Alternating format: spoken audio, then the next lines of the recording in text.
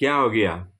इंद्र और विरोचन, ये दोनों के दिल में ऐसी इच्छा निर्माण होगी, जिज्ञासा निर्माण होगी कि हम पितामह के पास जाएंगे, ब्रह्मदेव के पास जाएंगे और उनसे ज्ञान का प्रबोधन लेंगे। और इसलिए इंद्र और विरोचन दोनों जाते हैं। कहाँ जाते हैं? पितामह के पास जाते हैं, ब्रह्मा के पास जाते हैं और ब्रह्मा के बताते हैं कि पिताश्री, आप हमें ज्ञान का प्रबोधन कीजिए। अच्छा, ठीक है।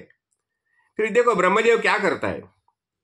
ब्रह्मदेव दोनों को बताते हैं, ठीक है, तुम ऐसा करो, जाओ और अच्छा ये पहराव करके आ जाओ, कपड़ा भी पड़ा एक पहन के आ जाओ।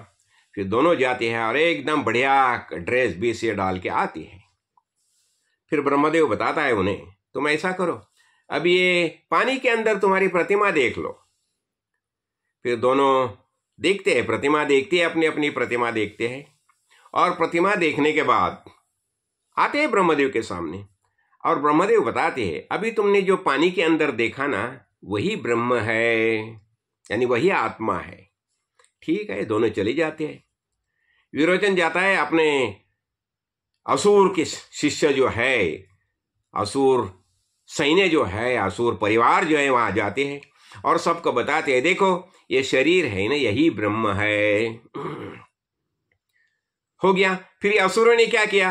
हो गया, देहात्मवादी बन गया, यानी क्या है, शरीर यही आत्मा है, उनका भाव हो गया। यही नास्तिक, जो नास्तिक दर्शनम जो बताया जाता है ना, यही है, यानी ये नास्तिक बन गए। कौन? असुर। और यही नास्तिक दर्शनम है, उसके फॉलोअर आजकल कौन है? ये क्रिश्चियन और मुस्लिम, ये दोनों उसके फॉलोअर है।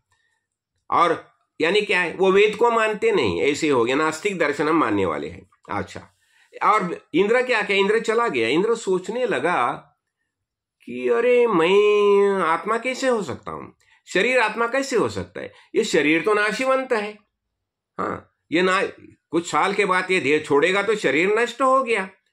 तो फिर आता है, वापस आता है और बताता है कि पिताश्री, आपने तो बताया कि शरीर यही ब्रह्म है, ये कैसा ही नाशीवंत है। ठीक हो, बताए थे, ठीक है, ऐसा करो तुम।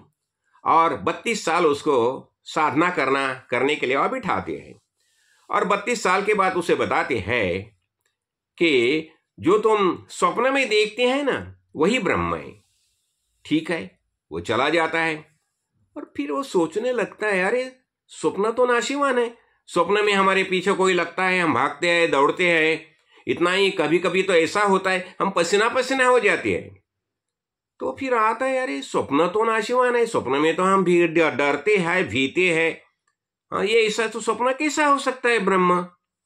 फिर वो बताते हैं, ठीक, जाइए और कुछ 32 साल साधना करने के बोलता है और फिर बताते हैं, फिर 32 साल के बाद आने के बाद जो कारणडी है, जो है सुषुप्ति है, वही ब्रह्म है। अरे फिर बोलते हैं, कैसा होता है? हम सोते हैं और देखते हैं, लेकिन सोने के बाद तो हमें कुछ पता नहीं चलता, वहां सेंस ऑर्गन नहीं है, कौन सा भी है ज्ञानेन्द्रिय मौजूद नहीं है, फिर ये ब्रह्म कैसा हो सकता है? वो फिर आते हैं और फिर आने के बाद वो बताता है, ब्रह्मदेव से समझाते हैं, ठीक है। और उसको अंत में देखो 32 3 टाइम हो गया ना, और अंत में बताते हैं कि ये चैतन्य रूप आत्मा यही ब्रह्म है। अभी इसलिए क्या हो गया, 32 और 4 ऐसे 100 साल जब भी उन्होंने साधना की, तभी ब्रह्मदेव ने उसे आत्मज्ञान का बोध किया।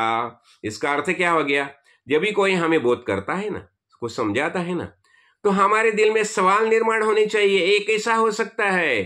नहीं तो क्या होता है, आजकल चारवाक जैसे भी गुरु बन जाते हैं, समझाना, और उनको फॉलोअर भी मिलते हैं। इसलिए जिसे सच्चा आत्मज्ञान प्राप्त होना है, करना है, जो वेदानुगामी है, उसे यही करना चाहिए, उसे समझाना चाहिए कि नहीं, ये आत्मा, वास्तविक आत्मा क्या है। इसलिए वेदों को प्राधान्य देना चाहिए, और वेद ने बताया वैसा ही बताने वाला कोई गुरु होगा तो इसे गुरु करना चाहिए। यानी क्या होता है, वेदों को प्राधान्य, शास्त्र को प्राधान्य, जिसे हम बताते हैं ना, प्रस्थान त्रयी बताया जाता है। प्रस्थान त्रयी में क्या आता है, भगवत गीता आती है, ब्रह्म सूत्र आता है, उपनिषद आता है। तो ये जब भी कोई बोध करता है, आजकल अनेक गुरु बन गया है, लेकिन गुरु जो है वो वेदा के अनुसार बोध करते हैं नहीं, हमें देखना चाहिए, यानी शब्द प्रमाण चाहिए। तो जो गुरु ने जो बताया है उसे वेदाधार चाहिए, और वेदाधार होगा तो ही उसे हम सत्य करके ग्रहण कर सकते हैं, नहीं तो नहीं। तो इसलिए वेद प्राधान्य होना चाहिए, और वेद प्राधान्य यानी आस्तिक दर्शनम। तो हम आस्तिक है, तो आस्तिक यानी हम ब्रह्म को मानते हैं, वेद को मानते हैं, और जो वेद को नहीं मानता उसे नास्तिक बताया जाता है। तो राजाधिराज सद्गुरुनाथ श्री कार्ण सिद्धेश्वर महाराज की जय।